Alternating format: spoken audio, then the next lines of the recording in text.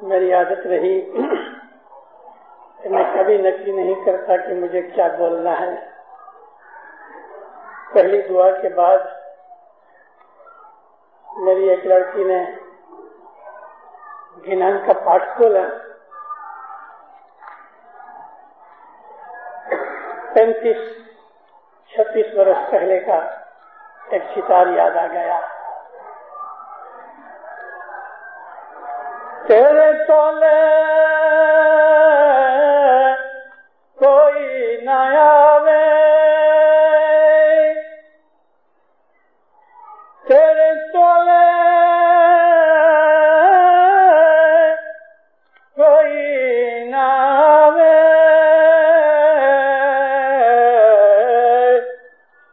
صاحب جی تم رے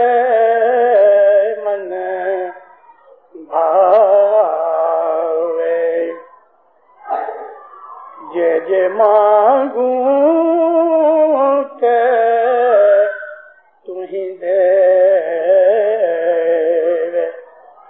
ایوا ایوا لاڈ لڈاوے، ایوا ایوا لاڈ لڈاوے،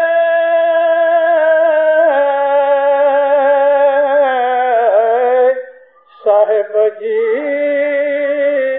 تم رے من بھاوے. صلوات پڑھ مومنو. اللہم صلی علی محمد وآل محمد. 1951 میں مولانا امام سلطان محمد شاہ داتار کراچی گئے. اس وقت ہمارا کھارا در کا جماعت خانہ نوا نہیں تھا، لیکن اس جماعت خانے کے سامنے اسکول کی بہت بڑا کمپاؤنڈ ہے. یہ روڈ کا نام اس وقت ہیرس روڈ تھا. یہاں منڈپ بنایا گیا. ماتا سلامت کے ساتھ مولا تشریف لائے. مکھی نے عرض کی خداوند رضا تو گنان بولے. ہاں ضرور. 8-10 برس کی لڑکی تھی. اس نے یہ پاٹھ شروع کیا. جے جے مانگوں تے تمہیں دیوے. دنیا بھانے مولا بڈھے تھے، لکڑی لے کے چلتے تھے، کرسی پر بیٹھے تھے، لکڑی کے اوپر اس طرح 2 ہاتھ انگلیوں کو انگلیوں میں ڈال کے لکڑی کے اوپر رکھے ہوئے تھے. مگر جب اس نے گنان شروع کیا تو ماں باپ نے ان دونوں ہاتھوں سے لکڑی اٹھائی، نیچے رکھی، پھر اٹھاوے، پھر نیچے رکھے. وہ گنان بول رہی ہے اور ماں باپ لکڑی کو اونچا نیچا کر رہے ہیں. جب گنان پورا ہوا تو ماں باپ فرماتا ہے البتہ جو مانگو گے وہ ہم دیں گے، البتہ جو مانگو گے وہ ہم دیں گے. اور بات سچ ہے.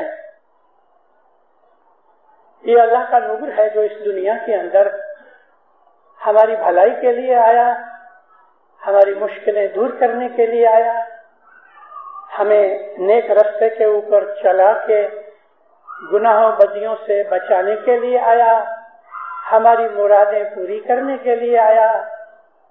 اگر یہ ہماری باتیں جو میں نے کہیں اس کے ساتھ لگتی ہیں اور ہمارے لیے وہ چیز کہ جو امام ہمیں بخشش دیتا ہے، ہماری مرادوں کو بر لاتا ہے، ہماری مشکلیں دور کرتا ہے، ہماری دعائیں سنتا ہے.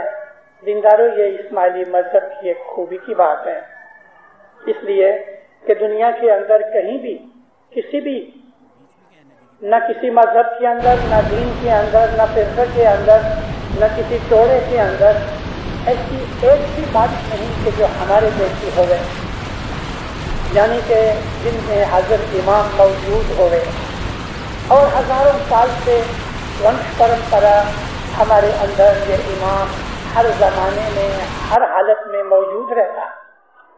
دنیا میں ایسے بہت سے ہیں کہ جو نبیوں کو، پیروں کو، پیغمبروں کو किसी और इस तरह के बुजुर्गों को मानते हैं, लेकिन उनका सिलसिला चला ही नहीं।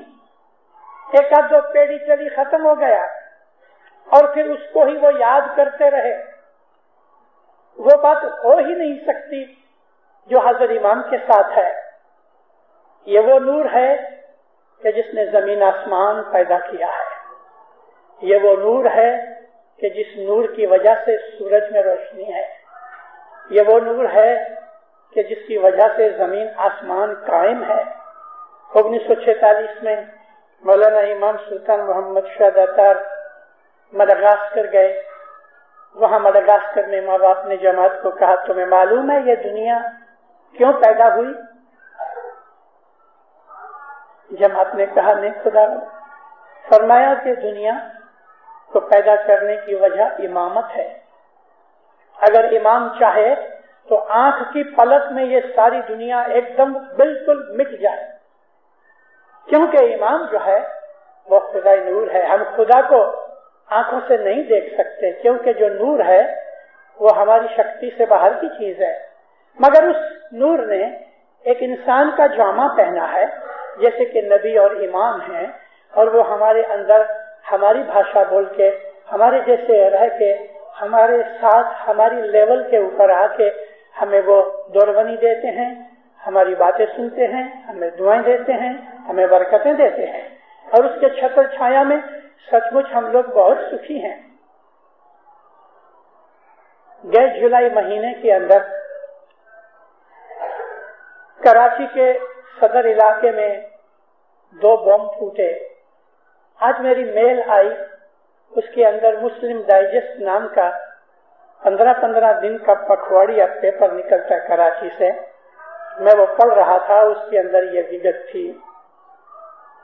बहुत से लोग मारे गए, सैकड़ों जख्मी हो गए, करोड़ों अबजों रुपयों का नुकसान हो गया, बिल्डिंगें टूट गईं, मोटरें जल गईं, एकदम बर्बादी हो गई बहुत बड़े इलाके के अंदर। लेकिन जो कराची से हमें खबरें मिलती रही, पता लगा कि किसी एक इस्माइली की भी जान गई नहीं, कोई एक इस्माइली जख्मी भी नहीं हुआ। अलबत्ता माली नुकसान हो गया तो किसी की इंश्योरेंस होगी, किसी की नहीं भी होगी, न सही, मगर जान का नुकसान नहीं हुआ। और उधर के लोग हैरान हैं कि इस्माइली इस इलाके के अंदर बहुत है। जहां ये बम फूटे उस इलाके में बहुत से इस्माइली का रोजगार करते हैं, बहुत से कमीशन एजेंट हैं, घूमते रहते हैं, बहुत सौ की दुकानें हैं, मगर एक भी इस्माइली को नुकसान नहीं हुआ। एक इस्माइली दब गया एक बिल्डिंग के नीचे, मगर जब आके उसको निकाला गया तो हंसता हुआ बाहर निकला, उसके बदन के ऊपर कोई जख्म नहीं लगा। इमाम हमेशा इस तरह अपने बच्चों को बचाते रहते हैं।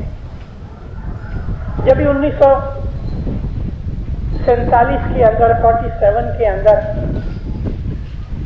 पाकिस्तान डिक्लेयर हुआ, इंडिया फ्री हुआ, ये 2 मुल्कों के लोग इधर से उधर चले गए। 80 लाख आदमी इंडिया और फिर पाकिस्तान गए, पाकिस्तान के इंडिया चले आए।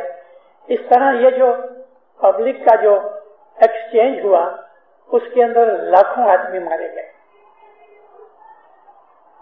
लाखों आदमी बेघर हो गए, लड़कियां उठा के ले गए, औरतों को पता न लगा कि मेरा खामिद, मेरे बच्चे किधर है। सिखों के घरों के अंदर मुसलमान औरतें चली गईं, पाकिस्तान में मुसलमान घरों के अंदर हिंदू औरतें चली गईं। उस जमाने के हालात पढ़ो तो आंखों में आंसू आ जाए। ऐसे समय के अंदर भी एक भी इस्माइली की न जान गई, न आबरू गई, न किसी औरत की छेड़ती हुई, न कोई औरत की आबरू गई, न इस तरह इस्माइली औरतें पकड़ी गई। एक बड़ी अजायबी बात है कि 80 लाख आदमियों का एक इतना बड़ा ग्रोह इधर से उधर चला जाए। हिंदुस्तान में इस्माइली थे, वो पाकिस्तान चले गए, लेकिन एक भी इस्माइली को नुकसान न हुआ। کچھ برس پہلے ہندوستان کی جو لوک سبھا ہے، پارلیمنٹ، اس کے اندر کچھ کوشچن آئے کہ ہندوستان کے اندر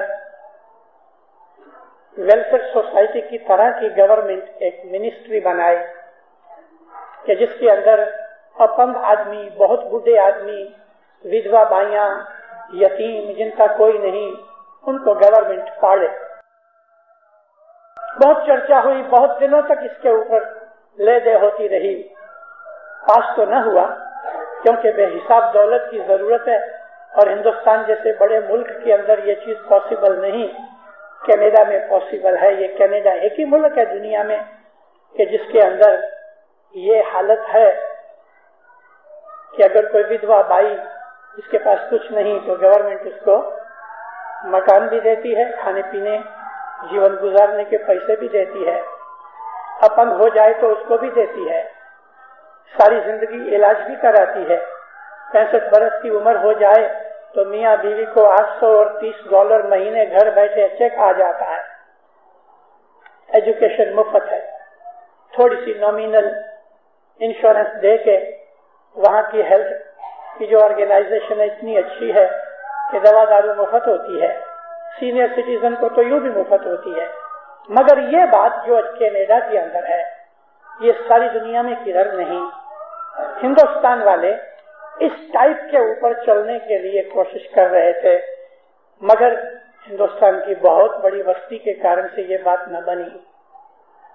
مجھ کو یہ بات کہنے کی ضرورت اس لیے پڑی کہ جب یہ ڈسکشن ہوتی تھی، پارلیمنٹ میں ڈیبیٹ ہوتی تھی، تو اس وقت فارن منسٹر ایک سکھ تھا، اس نے کھڑے ہو کے کہا کہ دیکھو یہ جو باتیں ہیں ہر قوم اپنی اپنی قوم کا خود ہی انتظام کرے، گورنمنٹ کی شکتی نہیں ہے۔ میں تم کو پوچھتا ہوں کہ تمہیں معلوم ہے ایک ایسی قوم ہندوستان میں ہے کہ جس نے کبھی بھی اپنی قوم کے باہر کسی سوسائٹی یا انسٹیٹیوٹ میں پیسہ مانگا نہیں؟ یہ وہ قوم ہے کہ آخر ہندوستان کے اندر گھوم جاؤ، اس قوم کا ایک بھی آدمی رستے کے اوپر بھیک مانگنے والا نہیں، اس قوم کے اندر ایک بھی آدمی ایسا نہیں کہ جو تر چھوڑا گیا ہوئے اور اس کا کوئی والی وارث نہ ہوئے۔ یہ قوم وہ ہے کہ جو اپنے قوم کے ممبروں کو خود ہی سمیٹ لیتی ہے اور یہ قوم ایک فیملی کی طرح رہتی ہے۔ یہ قوم آغا خان کی اسماعیلی قوم ہے۔ سب لوگ چپ ہو گئے اور اس کے بعد تھوڑے ٹائم کی تھوڑی ڈیبیٹ کے بعد ڈیبیٹ بند ہو گئی کہ آغا خان کی قوم اسماعیلی لوگ تھوڑی قوم ہے، لیکن انہوں نے اس طرح سے آرگنائز کیا اپنے آپ کو کہ ان کا ایک بھی آدمی کسی غیر قوم کے ایجنسی میں جا کے پیسے کی بھیک نہیں مانگتا، ایک بھی اسماعیلی رستے کے اوپر بیٹھ کے بھیک نہیں مانگتا۔ بات سچ ہے، بات بالکل سچ۔ یہ پرتاپ کس کا، یہ برکت کس کی؟ اس دھنی کی کہ جس کے لیے ہم ہمیشہ اس کو یاد کر کے کہتے ہیں کہ تجھ بنا کوئی اور نہ دیسے، تجھے چھوڑی دجے دوارے کہاں جاوے، تجھے چھوڑ کے مولا ہم کہاں جائیں، کیونکہ تیرے جیسا اور کوئی در ہے ہی نہیں، تیرے جیسا کوئی نہیں، اور حقیقت میں اس جیسا کوئی نہیں۔ پر قوم کے لوگ جو مولا کے ٹچ میں آتے ہیں، جب مولا کے ساتھ وہ ایک آدھ منٹ بات کر لیتے ہیں، یا کئی ایسے ہیں کہ جو بات بھی نہیں کر سکتے، دور سے ہی اس کو دیکھ لیتے ہیں، ان کے دلوں کے اندر چینجز پیدا ہو جاتے ہیں۔ گئی نومبر مہینے میں 11 مہینے پہلے کی بات کرتا ہوں، نومبر میں 76 کی نومبر میں مولانا حضر امام یونائٹڈ اسٹیٹس گئے اور 4 ریجن کی ملاقات کی۔ مولا لاس اینجلس سے چالو کیا، دوسرا سٹاپ حضر امام کا شکاگو میں ہوا، تیسرا سٹاپ ہیوسٹن میں، چوتھا اور 6واں سٹاپ نیو یارک میں ہوا۔ مولانا حضر امام کی جاو جلالی، اس کا نور، اس کا تیج، اس کی پرسنالٹی، اس کی مسکراہٹ دلوں کو لبھا لے وے۔ ہم تو خیر اس کے عاشق ہیں ہی، ہم تو اس کے مرید اور ماننے والے ہیں ہی۔ ہم تو لاڈ کے اندر بہت سی بھولیں بھی کرتے ہیں اور بہت سی نافرمانیاں بھی کرتے ہیں، لیکن دینداروں ایسے بھی ہیں کہ جو ظاہر میں اسماعیلی نہیں، بیعت نہیں کی، لیکن پھر بھی جب اس کو دیکھتے ہیں تو دل بدل جاتے ہیں۔ ایک جگہ ایک اسماعیلی لڑکی نے ایک وائٹ امریکن کے ساتھ شادی کر لی اور شرط یہ کی کہ اگر بچے ہوں گے تو اسماعیلی ہوں گے، میں تجھے مجبور نہیں کرتی کہ تو اسماعیلی بن، لیکن میں اسماعیلی رہوں گی۔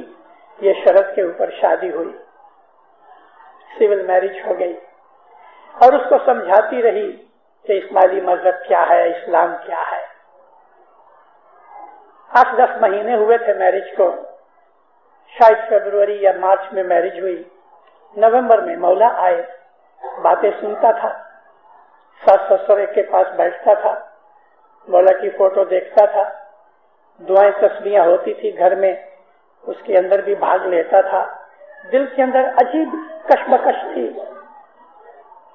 جب مولا کے آنے کی خبر ہوئی تو اس کے دل کے اندر ایک طوفان اٹھا، اس کے دل کے اندر ایک خیال کا ایک لہر اٹھی کہ چلو اچھا ہوا میں اس کو ایک آنکھ دیکھوں۔ منڈپ میں جانے کے لیے تیاری ہوئی تو یہ بھی تیار ہوا۔ عورت نے کہا تم اندر ہال میں نہیں آ سکتے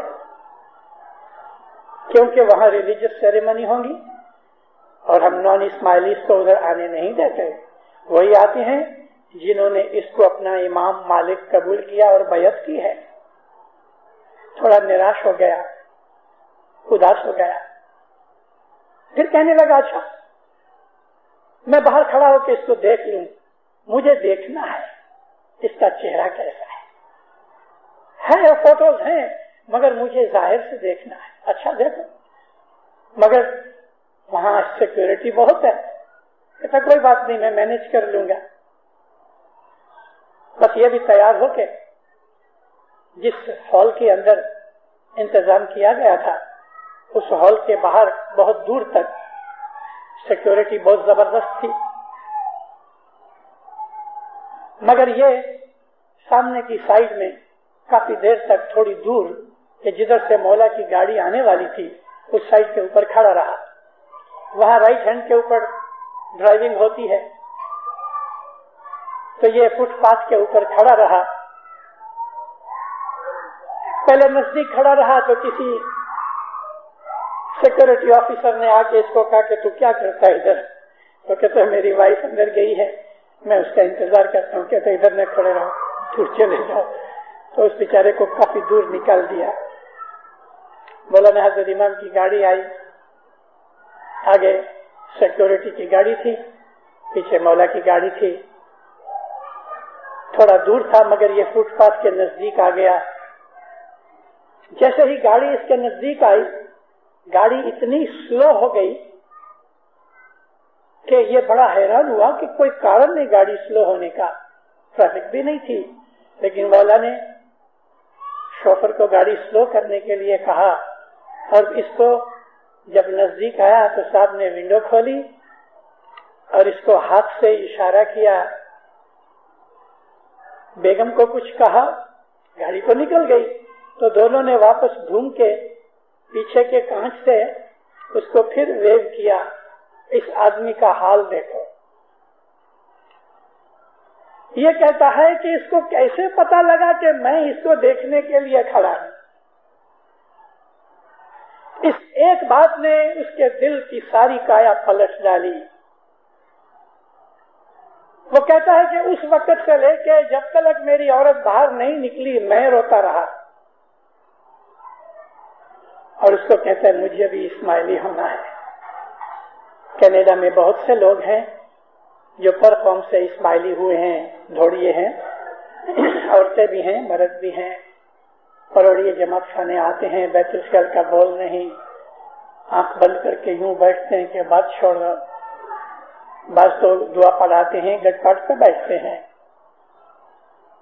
ہمارا اسماعیلی جو مذہب ہے, جو دین اسلام ہے, حقیقت میں پوچھو وہ دین کے جو رسول اللہ 1400 برس لے کے آئے, وہ دین یہ ہے اسماعیلی مذہب.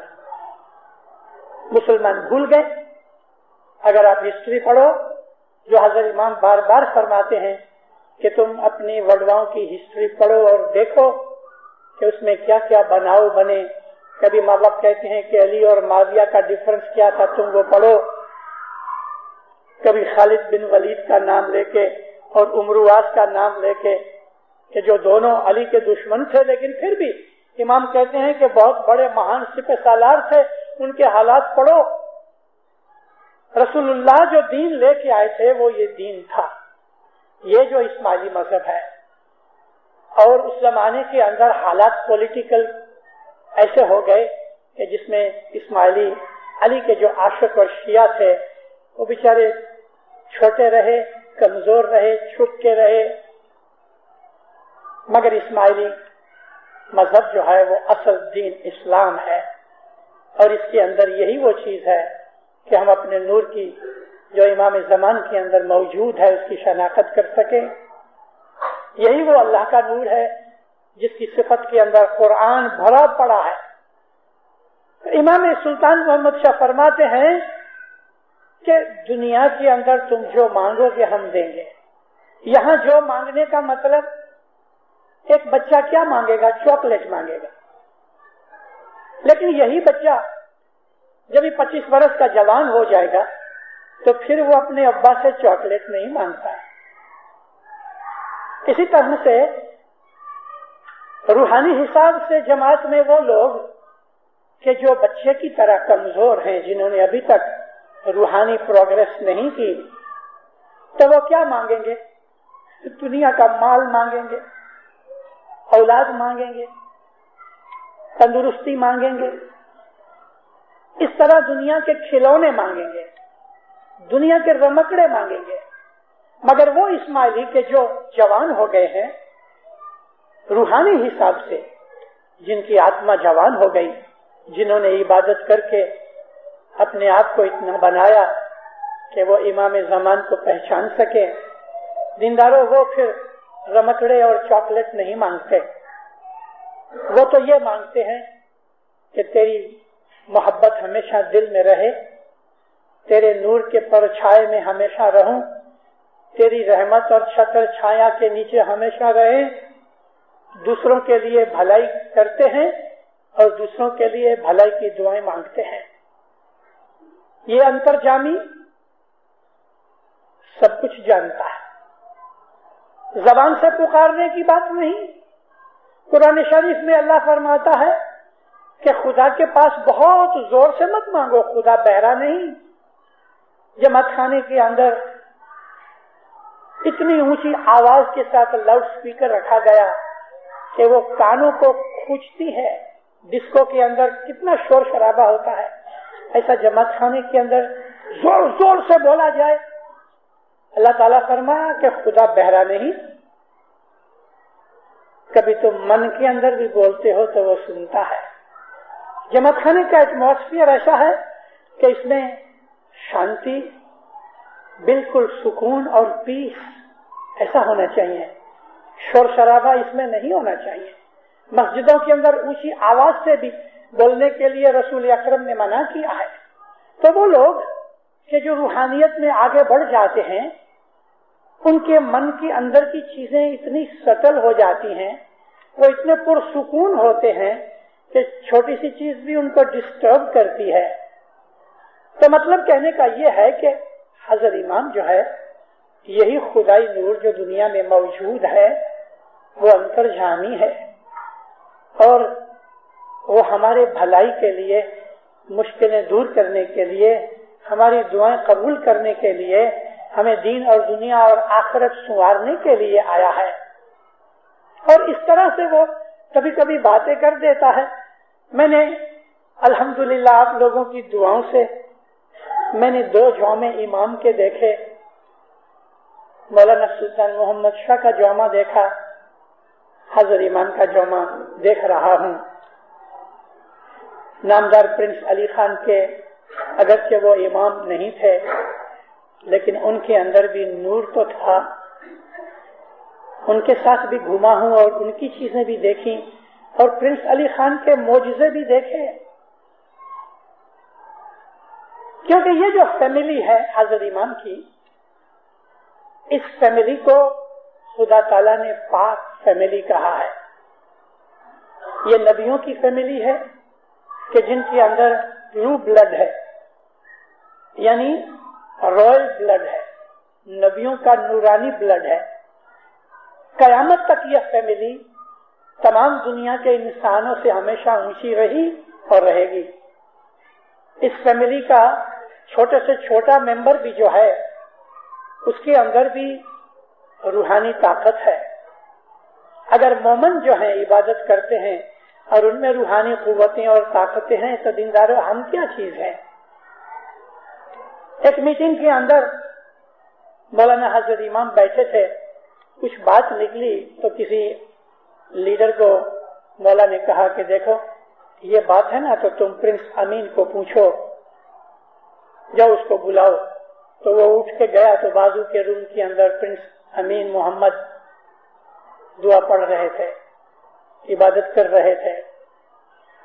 میں نے بہت دفعہ دیکھا ہے پرنس صدر الدین صاحب کے ساتھ میں گھوما پھرا، باتیں چیتیں کی، کھیسے میں ہاتھ بہت دیر تک ڈالتے اور اندر تسبیح کی آواز آتی ہے، کھیسے میں ہاتھ ڈال کے گفتگو کرتے رہتے ہیں اور تسبیح پھراتے رہتے ہیں. تو یہ جو فیملی ہے نا یہ نورانی پاک فیملی ہے. امام کی جو ذات ہے وہ الہی ذات ہے، اس میں اللہ کا ڈائریکٹ نور ہے. وہ دلوں کی باتیں اور بھید جانتا ہے. وہ بعض دفعہ ایسی ہم کو کچھ بات سنا دیتا ہے کہ بہت تھوڑے لوگ اس کو گراسپ کر سکتے ہیں. مولا کا پروگرام پورا ہو گیا، ماں باپ چلے گئے منڈپ میں سے. یہ میں نیو یارک کی بات کرتا ہوں. آدمی بہت تھے، کھانے کا انتظام جماعت کی طرف سے تھا. تو میں اور میری وائف ایک کرسیوں کے اوپر بیٹھے تھے اور سینئر سٹیزنز کے حساب سے ہم کو والنٹیئر لوگ سرو کر رہے تھے. ایک والنٹیئر ہانفتے ہانفتے مجھے ڈھونڈتے ڈھونڈتے ڈھونڈتے بھاگا آیا اور گھٹنے ٹیک کے ادھر بیٹھ گیا. مجھے کہتا ہے مشنری بابا مجھے ایک بات پوچھنی ہے، آپ کو باندھا نہیں؟ میں بولا تو پہلے دم لے لے. کہتا کوئی بات نہیں. زنزبار کا لڑکا ہے، میں اس کے مات پتا کو جانتا ہوں. مجھے کہتا ہے آپ مجھے دیکھتے ہیں؟ میں بولا ہاں. کیا دیکھا آپ نے؟ میں بولا بس تو نے یونیفارم پہنی ہے. کہتا ہے میرے ہاتھ میں گھڑیال ہے. میں نے کہا نہیں، لیکن گھڑیال کی کیا بات ہے؟ کہتا ہے فلانی منڈلی کی مہمانی کے اندر میں گیٹ کے اوپر کھڑا تھا، دروازے بند تھے. مولانا حضرت امام جب ہی کام کاج کر کے نکلنے لگے تو دروازہ میں نے کھولا. میں اٹینشن کھڑا ہوا. مولانا میرے نزدیک آ کے پوچھتے ہیں واٹس دی ٹائم ناؤ. ابھی دیکھو اس کے دونوں ہاتھ آدھی باں والی قمیض پہنی ہے، دکھتا ہے کہ ہاتھ ننگے ہیں، گھڑیال نہیں. اور حضرت امام کے ہاتھ کے اوپر گھڑیال ہے. پھر بھی صاحب اس کو پوچھتے ہیں کہ کیا ٹائم ہے. یہ تو چکر کھایا، لیکن لڑکا ہوشیار تھا. ایسا جھک کے صاحب کی گھڑیال دیکھ کے کہتا ہے خدا من 6 o'clock. ماں باپ بہت ہنسے، اس کو کندھے کے اوپر تھاپی دے کے چلے گئے. مگر اس کو چکر آ گیا. حضرت امام دیکھتا ہے کہ میرے ہاتھ میں گھڑیال نہیں، اس کے خود کے ہاتھ میں گھڑیال ہے. اور میرے کو پوچھنے کی ضرورت کیا؟ خود گھڑیال نہیں دیکھ سکا. تو مجھے کہتے ہیں مشنری صاحب مجھے سمجھ نہیں آتی، ماں باپ جانتے ہیں میرے پاس گھڑیال نہیں، پھر مجھے کیوں پوچھا؟ میں بولا دیکھ بیٹے صاحب نے تجھے ایک میسج دیا ہے. مجھے ایسا لگتا ہے کہ تم ایسا آدمی ہے جو کبھی ٹائم کا خیال نہیں کرتا. دونوں کان پکڑ دیے جلدی سے. کہتے سچ بات ہے مشنری صاحب، میں نے کبھی ٹائم کی پرواہ نہیں، اس لیے میں گھڑیال رکھتا ہی. میں نے کہا بھی مولا کہتے ہیں کہ بچوں گھڑیال لے اور ٹائم سنبھال. اس طرح سے امام رمت گمت کے اندر ہمیں میسج دیتا ہے. یہ جو دھنی ہے اس کی شناخت کرو، اس کی شناخت کرو، اس کو سمجھو. اور اس کے سمجھنے کے لیے دو رستے ہیں. پہلا تو یہ ہے کہ ظاہری رستہ اختیار کرو کہ اپنے اماموں کا اتحاد پڑھو، پیروں کا اتحاد پڑھو، اسماعیلی اتحاد پڑھو، تو آپ لوگوں کو پتہ لگے کہ ہمارا اسماعیلی اتحاد کتنا برائٹ ہے. آپ جب اتحاد پڑھ لو گے آپ کو یہ یقین اور سمجھ آئے گی کہ مولا کون ہے. تو پھر ابھی دوسرا رستہ گنان پڑھو، فرمان پڑھو. گنان پڑھنے سے میرا مطلب یہ تو چھوٹے بچے بھی پڑھتے ہیں، 5, 8, 10 برس کے بچے آ کے گنان بولتے ہیں، لیکن میرا مطلب یہ ہے کہ آپ گنان سمجھو. جماعت خانے میں بھی گنان بولا جاتا ہے تو اس کی ایک ایک کڑی کو سمجھنے کی ٹرائی کرو، اور جو چیز سمجھ نہیں آتی وہ کسی بڑے وڈیل سے جو گنانی ہے اس کو پوچھ لو. اور امام سلطان احمد شاہ کا فرمان ہے کہ تم اگر کوئی مذہبی کوشچن پیدا ہو گئے تو کسی بھگت کو پوچھو، اپنے ٹیچر کو پوچھو، مات پتا کو پوچھو. اگر وہ نہیں کوئی جواب دیتے تو کسی مشنری کو پوچھو. نبا فرمایا کہ کوئی مشنری کو پوچھنے پر بھی تمہاری تسلی نہ ہوئے مجھ کو پوچھو. لیکن آپ دنیاوی حساب سے اپنا اتحاد پڑھو اور دینی حساب سے گنان فرمان سمجھو اور عبادت کرو. پھر جب آپ کو یہ ظاہر اور باطن کی یہ دو طریقے کی جب سمجھ آئے گی اور عبادت کرو گے، دینداروں آپ کے سامنے مولا نورانی حالت میں انتکرن میں ظاہر ہو جائے گا. مولا تو ہے لیکن عبادت میں وہ ظاہر ہوتا ہے، ہمارے اندر ظہور ہوتا ہے. ظہور دو قسم کے ہیں. ایک تو یہ کہ مولا دنیاوی ظہور کرے گا، دینت کالنگا سے لڑے گا، ساری دنیا کا راجا بنے گا. وہ وقت آنے والا ہے، 100 سال باقی ہے اس بات کو، اور پیروں نے ہم کو اس کے لیے وار دیا ہے کہ کون سے وار، جگہ کا نام دیا ہے، تاریخ دی ہے، مہینہ بتایا ہے، سن بھی بتایا ہے، اور اس وقت امام کا نام کیا ہوگا وہ بھی بتایا ہے. یہ گنانوں کے اندر موجود ہے. خیر یہ تو ظہور اور اسواری ظاہر کی ہوگی، مگر یہ یاد رکھو کہ اندر بھی ظہور اور اسواری ہوتی ہے. دینت کالنگا باہر تو جب ہی آئے گا تبھی آئے گا، لیکن ہمارے اندر دینت کالنگا ہر وقت بیٹھا ہے اور تنگ کرتا ہے. ہمارے اندر دینت کالنگا بیٹھا ہے اور وہ ناستک ہے، مولا کی عبادت میں خلل ڈالتا ہے، نیک کام کرنے کے لیے ہمیں روکتا ہے. یہ دینت کالنگا ہمارا نفس ہے، نفس امارہ، جو ہمیں دنیا کی لالچ کی طرف لے کے جاتا ہے. مولانا امام سلطان محمد شاہ صلی اللہ علیہ نے اپنی چھوٹی عمر کے اندر جو فرمان کیے، کلام امام مبین کے پہلے بھاگ میں پڑھو. ایک دن مولا آئے اور جماعت کو کہا، ہے جماعت میں تمہیں ایک وارتا سناتا ہوں. ایک آدمی جنگل میں سے مسافری کر رہا تھا. وہ زمانے میں پاؤں سے چلتے تھے. کافی دیر ہو گئی، کچھ کھانا پینا نہیں ملا، بھوک بھی لگی تھی. تو وہ آدمی نے نظر پڑی تو دیکھا کہ ایک درخت کے اوپر، جھاڑ کے اوپر مد پوڑا لگا ہے، شہد کا چھتا لگا ہے. سوچا واہ واہ، ایسی اچھی مزیدار چیز اور کہاں ملے. تو کپڑا لپیٹ کے کہ مکھیاں اس کو ستانے نہیں، تو وہ جھاڑ کے اوپر چڑھا اور مد پوڑا تھوڑا سا توڑ کے کھانا شروع کیا. مولا فرماتے ہیں وہ آدمی مد کھانے میں اتنا مست ہو گیا کہ آجو باجو کی اسے خبر بھی نہیں رہی. اس نے کوئی جات کی چیتونی نہیں لی، जिस झाड़ के ऊपर वो खड़ा बैठ के मध खा रहा था, उस झाड़ को एक हाथी, एक मस्त हाथी साहब कहते हैं, झाड़ को सूंड से पकड़ के हिला रहा था। और दो चूहे, दो उंदर, एक काला और एक सफेद, ये झाड़ के जो मूल थे उसको काट रहे थे। ये जो झाड़ था, ये दरख्त एक खाई के किनारे के ऊपर था। बहुत बड़ी खड खीन थी और उसके अंदर एक बड़ा अजगर, जिसके मुंह में से आग निकलती थी, वो ऊपर मुंह करके इंतजार कर रहा था। ये भूल गया कि मेरे आजू बाजू में क्या हो रहा है, लेकिन मध खाने में मस्त रहा। आखिर क्या हुआ,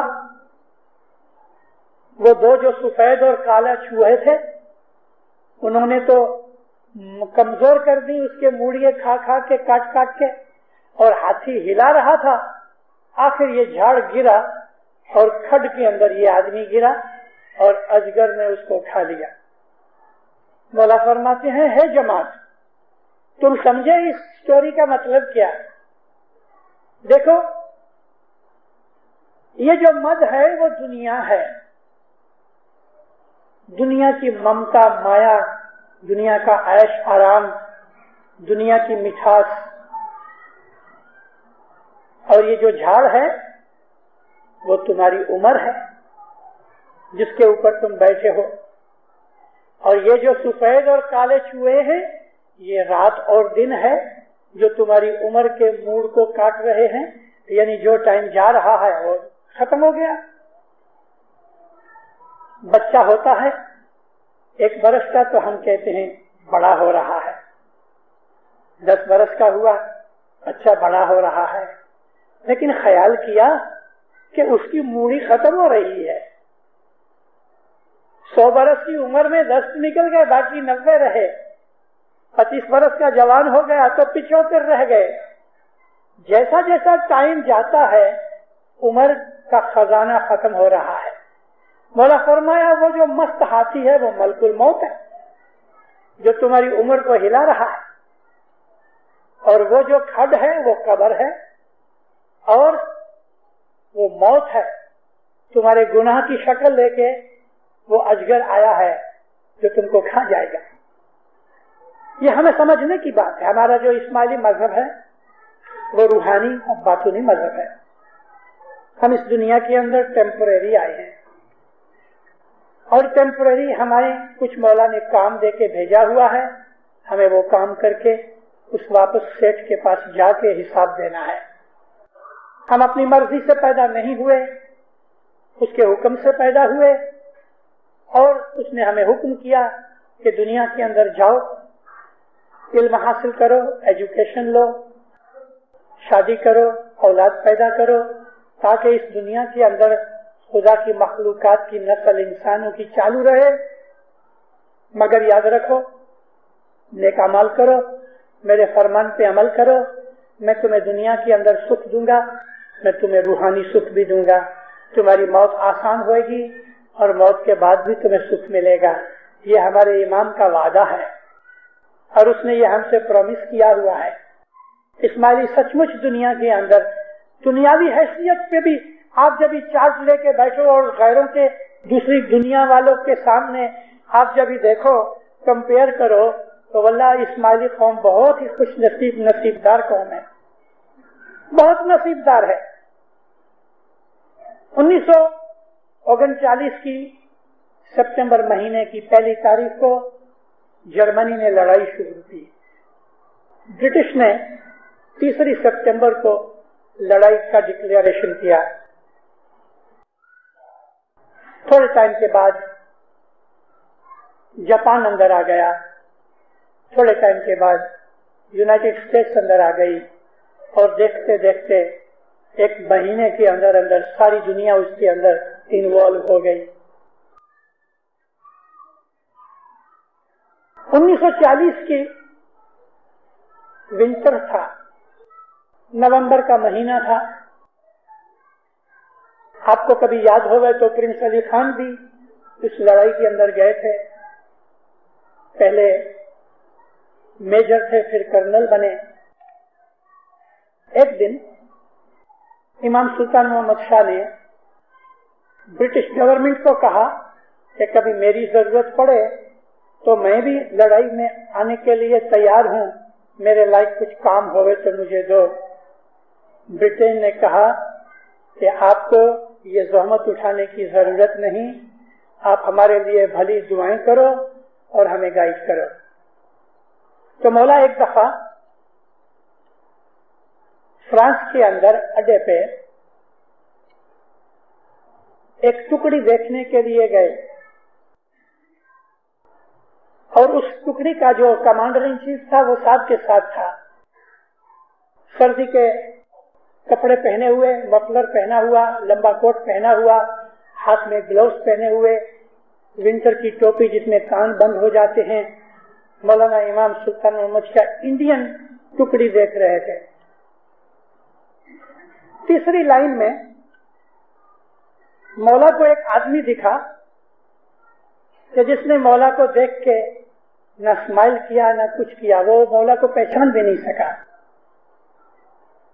लेकिन जब इंस्पेक्शन करने के बाद साहब गए ऑफिस में तो साहब ने उस ऑफिसर को कहा कि वो थर्ड लाइन के अंदर वो जो फलाना शख्स है उसके ये नंबर है, मुझे उसकी मुलाकात चाहिए। उसी वक्त उसको बुलाया गया तो माँ बाप ने अपनी टोपी उतारी, तब उसको पता लगा कि ये तो मौला है। तो इस्माइली था, पंजाब का रहने वाला। मौलाना सुल्तान मोहम्मद शाह उसको पूछे तू इधर क्या करने आया? कहते खुदा कोई काम काज नहीं था, पगार अच्छी मिली, मैं इधर चला आया।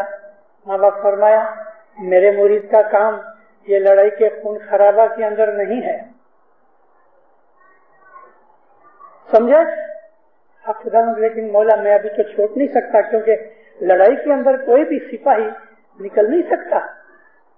मौला फरमाया मुझे पता है, देखो मैं तुम्हें इंडिया ट्रांसफर कराता हूँ, तुम इंडिया जाओ और वहां रहो, ये लड़ाई के मैदान में मेरे मुरीदों का काम नहीं।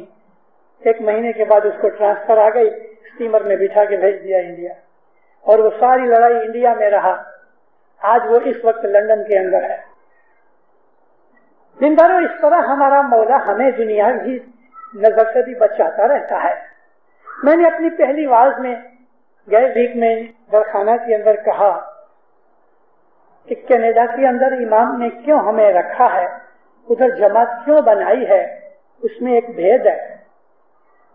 मेरी 2 वाजें सुन के कुछ लोग आपस में ये कहने लगे कि अबू अली मिशनरी को कहते हैं कि भाग जाओ कनाडा, लेकिन याद रखो किसी के ऊपर तोहमत मत लगाओ। मैंने किसी को नहीं कहा कि आप कनाडा चले जाओ, और मैं ऐसा नहीं कहता कि आप कनाडा ना जाओ।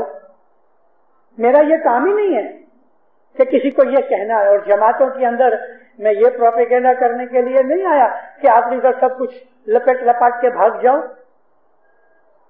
मैं तो आपको चेतावनी दे रहा हूं कि आपकी जो औलाद है जिसकी आज उम्र 20 बरस के नीचे है, इन लोगों का भविष्य के लिए आप सोचो कि इनका भविष्य किधर अच्छा हो सकता है, कहां वो ज्यादा आगे बढ़ सकते हैं।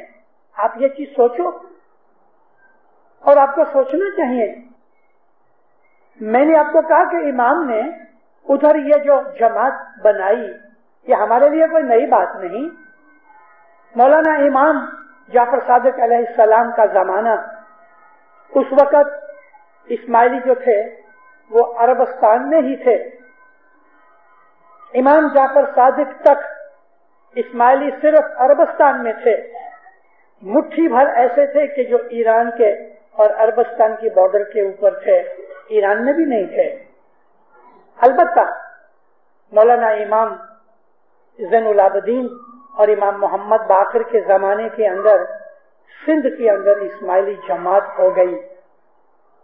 सिंध में मौला ने 2 दाइयों को वहां भेजा था, और उन्होंने सिंध के अंदर यानी मुल्तान और साकरो डिस्ट्रिक्ट के अंदर आके इस्माइली दावत की, तो वहां इस्माइली थोड़े थे।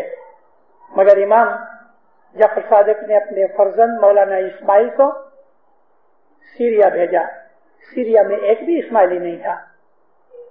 वहां जाके इमाम ने दावत शुक्रियत से कराई, क्योंकि सीरिया के अंदर बनी अब्बास का जोर हो गया था और 90 बरस तक सीरिया में बनी उमैया ने राज किया था। वो तो सब के सब अली के दुश्मन थे। मौलाना इस्माइल के साथ 40-50 इस्माइली इधर से उधर गए और इन्होंने जाके वहां दावत का काम किया और सीरिया में सलमिया में जमात एस्टेब्लिश की। आगे थोड़ा और चलो तो इमाम रज़ियुद्दीन अब्दुल्ला के जमाने के अंदर, इमाम रज़ियुद्दीन अब्दुल्ला इस्तांबुल टर्की के अंदर बैठे हुए थे और वहां से उन्होंने 1-2 दाइयों को भेजा अफ्रीका। और अफ्रीका कहाँ गए? वो सीधा मोरक्को गए। मोरक्को में, अल्जीरिया में, ट्यूनिशिया में, लीबिया में, इजिप्ट में कोई जमात नहीं थी, मगर वहां जाके इन दाइयों ने जमात एस्टेब्लिश की। हमारी इस्माइली इतिहास की एक बहुत बड़ी ब्राइट चीज है कि हम इस्माइली हमेशा एक्सपेंड होते रहे, नए देशों में जाते रहे। अफ्रीका के अंदर इस्माइली नहीं थे, आए थे मस्कत में से, मगर फिर वापस चले गए।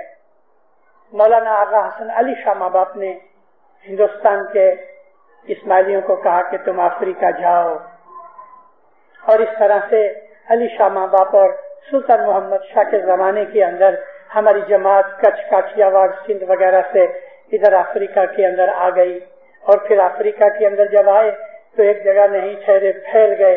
मडागास्कर में गए, कोमोर में गए, मॉरिशस में गए और इंटीरियर में गए, युगांडा में गए, उधर पार करके रुवांडा, बुरुंडी में गए, जायर तक पहुंचे। इमाम सुल्तान मोहम्मद शाह ने 1951-52 में तालीके भेजे दारुस्सलाम वालों को कि तुम अपने जवान बच्चों को उधर कोंगो की साइड में भेजो, और फिर दूसरे तीसरे तालीके में कहा कि मेरा मतलब कोंगो का इस साइड में, यानी रुवांडा बुरुंडी के बॉर्डर के नजदीक नहीं, सफरमाया अटलांटिक तक जाओ, और एक जमाना आएगा कि मैं तुमको कहूंगा कि अभी तुम अटलांटिक क्रॉस करो। 30 बरस पहले से उसने ये चीज बांध रखी थी। अटलांटिक क्रॉस करने की बात आ गई ये इमाम के बारे के अंदर, और 70 की शुरुआत के अंदर हमने अटलांटिक क्रॉस किया और मौला के हुक्म से जाके वहां एस्टेब्लिश की। मैंने एक दफा इमाम को पूछा, मैंने कहा खुदावन क्या हमको ईस्ट अफ्रीका खाली करना है, पर्टिकुलरली तंजानिया? माँ बाप फरमाया नहीं अबू अली, मेरी जमात रहेगी, मेरी काउंसिलें रहेंगी, मेरे जमात खाने रहेंगे, अलबत्ता जमात थोड़ी हो जाएगी। माँ बाप ने फिगर दी 4 से 5 हजार आदमी जरूर रहेंगे। तो दीनदारों, ये जो बातें होती है ना गांव के अंदर, कभी किसी आदमी ने जमात में या बाहर कुछ ऐसी बात कह दी जो आपको नापसंद है, तो आप फौरन उसका प्रोपेगेंडा कर देते हो, और जो किसी ने ऐसा कह दिया कि जो आपको पसंद है तो उसका भी खूब चर्चा हो जाता है। ये नहीं, ऐसा नहीं होना चाहिए। आप खुद सोचो, अपनी हालत देखो, आपके पास कितने पैसे हैं, कितने जमा हैं, कितनी आवक है, बच्चे कितने हैं, बच्चों की एज क्या है, और कभी उसको किसी बाहर दूसरे देश में कहीं भेजना है तो क्या इन बच्चों को उस देश में जिधर उनको जाना है, यूरोप जाना है या किसी और जगह जाना है, तो उनको भेजने के लिए आपकी इकोनॉमिक आर्थिक शक्ति है, या उधर आपका कोई सगा है कि जो आपके बच्चों को रख सके? कभी इसमें से एक भी चीज नहीं, तो फिर इधर आराम से बैठो, काउ के दिल को उखाड़ते हो। मेरे को ये भी मालूम पड़ा है, मालूम नहीं, मैंने तपास नहीं किया, सिर्फ एक केस मेरे सामने ऐसा आया, उस पर से मैं कहता हूँ शायद और भी ऐसे होंगे। एक जवान बच्चा, जवान का मेरा मतलब 14-15 साल का, मैंने उसको पूछा स्कूल जाते हो? कहता नहीं। क्या बात है? कहते हमको जाना है। कहाँ जाना है? कनाडा जाना है। आगे तुम्हारी वीजा? कहता नहीं। तुमने अप्लाई किया है? कहता नहीं। मैं आज पढ़ा बेटे, बच्चे तुमने अप्लाई नहीं किया, वीजा नहीं आई, खाली इस ख्याल से कि फ्यूचर में जाना है, तुम अपनी उम्र और एजुकेशन खराब कर रहे हो। हजरत इमाम ने मना किया ऐसा करने के लिए। माँ बाप फरमाया जो एजुकेशन के जो हमारे एडमिनिस्ट्रेटर हैं इन लोगों को पूछो, माँ बाप की इंस्ट्रक्शंस हैं कि बच्चों को कहो जिस मुल्क में तुम रहते हो वो मुल्क तांजानिया होवे, केनिया होवे, पाकिस्तान होवे, इंडिया होवे, सीलोन होवे कि मॉरिशस होवे, जिस मुल्क में तुम रहते हो उस मुल्क के अंदर जितनी एजुकेशन तुमको फ्री मिलती है उस एजुकेशन का पूरा पूरा लाभ उठाओ। ऐसे और भी बच्चे होंगे कि जो इस इंतजार में स्कूल में नहीं जाते कि मुझे उधर जाना है। अरे पहले तो अर्जी करोगे तो अर्जी का पास होवे और तब तक जाओ तो 2 बरस लगेंगे। अपनी एज, अपना टाइम, अपनी एजुकेशन खराब मत करो। और जो पेरेंट्स और मावितर है उनको भी मैं कहता हूँ कि अपने बच्चों का भविष्य मत बिगाड़ो खाली इस खुशफहमी के ऊपर कि हमको फ्यूचर के अंदर उधर जाना है तो अभी से उस बात के लिए बैठ जाए, वो तो बात कुछ नहीं ना हुई। एक थोड़ी सी ऐसी बात बन जाती है। यारों दोस्तों के अंदर जवान लड़का बैठा था, तो लड़कों ने कहा कि भाई तेरे बाप के इतने ये गाय बैल हैं तो किसी दिन एक आध बैल काटे तो कुछ हम कबाब वबाब खाएंगे। कहते बाप मरेगा तब बैल कटेंगे। तो ऐसा ना होना चाहिए कि बाप मरे और बैल कटे। इस इंतजार में कि हमको कनाडा जाना है, इस इंतजार में कि हमको लंदन जाना है और हम इधर चुपचाप अपने एजुकेशन खराब करके इधर उधर घूम रहे हैं। मैंने इसलिए इशारा किया कि अपनी औलाद का भविष्य सोचो कि उनका भविष्य किस तरह से है। हजर इमाम के ऑफिसर्स, लीडर्स जमात के अंदर हैं, मुखी कमरिया हैं, काउंसले हैं, मिशनरीज भी हैं। किसी अच्छे आदमी के पास जिसके ऊपर आपको भरोसा एतकाद आता है उसको जाके आप अपने प्रॉब्लम्स रखो और उसकी सलाह लो, मगर उस सलाह को फिर हर एक के कान में मत डालते रहो। एक बात जरूर है कि इमाम ने जो दौरवनी दी है वो सबको पता है। इमाम ने जो दौरवनी दी है वो सबको मालूम है कि दौरवनी का क्या मतलब है। मौला ने यह भी कहा है कि ऐसा नहीं है कि कनाडा के अंदर झाड़ के साथ वहां पैसा लगा हुआ है। माँ बाप ने कहा है तुम्हारे मुल्क में अगर कुछ प्रॉब्लम्स हैं तो उधर उस मुल्क में दूसरी जात की प्रॉब्लम्स हैं। प्रॉब्लम्स के बगैर जिंदगी इंसान की है ही नहीं। ऐसी बहुत सी चीजें हैं कि जो यहाँ बहुत अच्छी हैं, ऐसी बहुत सी चीजें हैं कि जो यहाँ कम हैं मगर वहां अच्छी हैं। आप खुद अपनी आर्थिक हालत, अपनी एज, बच्चों कितने हैं, बच्चों की एज और बच्चों की एजुकेशन और यहाँ आपकी आमदनी कितनी है, ये सब चीजें मिला के उसमें से आप तेल निकालो, मक्खन निकालो, तब आपको पता लगे। मैं आपको एक मिसाल देता हूँ। मानो कि एक मिस्टर जेड नाम का आदमी वो अमेरिका जाता है, उसको अमेरिका की वीजा आ गई और चला गया। अमेरिका जाके क्या करेगा? बहुत एजुकेटेड मुल्क है, वहां उसको जाते ही कोई नौकरी तो नहीं मिलेगी। नौकरी ढूंढने के लिए या काम ढूंढने के लिए अगर कोई बिजनेस करना है तो उसके पास अमेरिका में पैसे चाहिए, और हमारी गवर्नमेंट रजा नहीं देती कि तुम पैसा बाहर निकालो, क्योंकि हम इस मुल्क में रहते हैं तो इस मुल्क के वतनी के तौर पे हमको इस मुल्क का वफादार भी रहना चाहिए। तो फिर बाहर जाने का फायदा क्या? और अगर नौकरी करनी है तो नौकरी पहले नहीं मिलेगी, 2, 4, 6 महीने का खाना खीसे में होना चाहिए। ये सब इंतजामात करने चाहिए, तो दुनियादारी है। लेकिन मैं आपको आज की वाज में जो कहना चाहता था तो वो ये कि ये धनी, ये मौला जो हमारा इमाम है, वो हमारा खाली इमाम ही नहीं, हमारा माँ बाप भी है, हमारा सेठ भी यही है, हमारा मदद करने वाला भी यही है, हमारा वकील भी है, हमारा राजा बादशाह भी है, हमारा सब कुछ यही है। इसके बगैर और कोई है ही नहीं। और इसने हमें हर जात की दौरवनी दे रखी है। इन तमाम दौरवनियों को, गाइडलाइंस को, फरमानों को आप फिर से पढ़ो और आप खुद सोचो कि मैं क्या करूं। मैंने आपको अर्ज की कि हर जगह मौलाना हजरत इमाम के मुरीद हैं। साउथ अफ्रीका के अंदर आज 36 इस्माइलीज हैं, अभी तक बैठे हैं, और मौला ने काउंसिल भी रखी हुई है। 36 आदमियों में मॉरिशस में गया, मॉरिशस के अंदर 3 इस्माइली फैमिलीज हैं, बैठे हैं, कामकाज करते हैं। मैं कोमोर गया, कोमोर एक छोटे से 4 आइलैंड की एक राज है। कोमोर के अंदर जो मोरोनी है वो कैपिटल है, और वहां कितने इस्माइली हैं, 70 और 65 के अंदर वहां जमात बैठी है। आज कभी आप देखो तो रुवांडा बुरुंडी के अंदर कितने 32 के 33 आदमी उजुम्बुरा में हैं, जिनको अभी बुजुम्बुरा कहते हैं। कि गाली के अंदर हार्डली 40 जने हैं।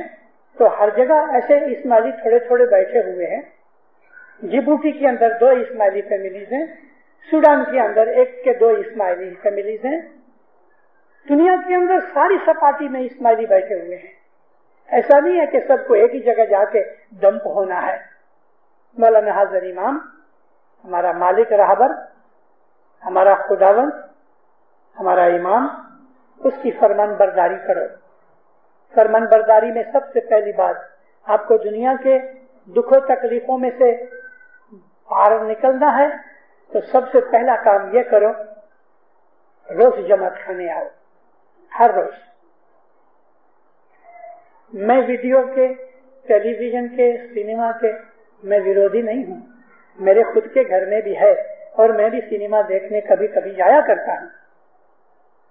लेकिन उसका ये मतलब नहीं कि मैं जमात खाना छोड़ दूं। मौला की रहमत से मैंने जिंदगी में कभी जमात खाना नहीं छोड़ा, सिवा कि मैं ऐसी जगह हूँ कि यहाँ जमात खाना है ही नहीं, तो और बात है। मैंने कभी जमात खाना मौला की रहमत से नहीं छोड़ा। इसके लिए जमात खाने में से जो चीज मुझे मिली है मैं आपको बता तो नहीं सकता, लेकिन इतना जरूर कहता हूँ कि आप रोज जमात खाने आके वो समझ जाओगे कि आपको क्या मिलता है। जमात खाने आने से दीन और दुनिया के दोनों फायदे हैं। पहला फायदा यह है कि हम हजरत इमाम का हुक्म मानते हैं, जिससे धनी राजी होता है। दूसरा फायदा यह है कि जमात खाने आने से हम भाई बहनों को मिलते हैं, और हमारा जो नर्वस सिस्टम है सारा दिन काम करके करके करके जो थक गया, एग्जॉस्ट हो गया, जमात खाने आने से, भाई बहनों को मिलने से, इस नूरानी वातावरण के अंदर आके बैठ के हमारा नर्वस सिस्टम जो है ना वो खिल जाता है। हमारे अंदर प्लेजेंटनेस पैदा हो जाती है, शांति आती है, सुकून मिलता है और थकावट चली जाती है। अब कितने भी थके हुए हो, मैं कहता हूँ हाथ मुंह धो के जमात खाने आ जाओ, तो जमात खाने के बाद जब भी आप निकलोगे तो आपको ऐसा लगेगा कि मैं फ्रेश हो गया। किधर गई थकावट, भाग गई। शारीरिक फायदे भी बहुत है, क्योंकि अगर नर्वस सिस्टम में पीस और सुकून है तो शरीर के ऊपर उसका असर करता है। सारी जिंदगी की कदूरतें निकल जाती हैं, दुख दूर करने के लिए दुआएं मांगते हैं, दिल में सधियारा आता है, भाई बहनों को मिलते हैं, न्यास पीते हैं, जुरा खाते हैं। मौला की रहमत लेके मुखी कमरिया की दुआएं जो इमाम और पीर की तरफ से मिलती हैं वो लेके हम घर जाते हैं। हमारी रूहानी शक्ति भी बढ़ती है, मगज भी ठीक रहता है, दिमाग भी अच्छा रहता है, शरीर भी अच्छा रहता है, और इधर आके हमें कितने और भी फायदे मिलते हैं। तो जमात खाने रोज आओ। दूसरी बात, जमात खाने में जो कुछ बनता है उसको सिद्दत दिल और सिंसियरली उसमें ध्यान लगाओ, इधर उधर मत देखो। फरमान भी सुनो, गिनान सुनो और समझने की कोशिश करो। दुआ पढ़ो तो दुआ के अंदर ध्यान लगाओ। और फिर आपको बातें करनी है ना, बहुत शौक है, एकदम अगर आपको नांदी नहीं लेनी उतर जाओ नीचे, नीचे जाके बातें करो। लेकिन जमात खाने के अंदर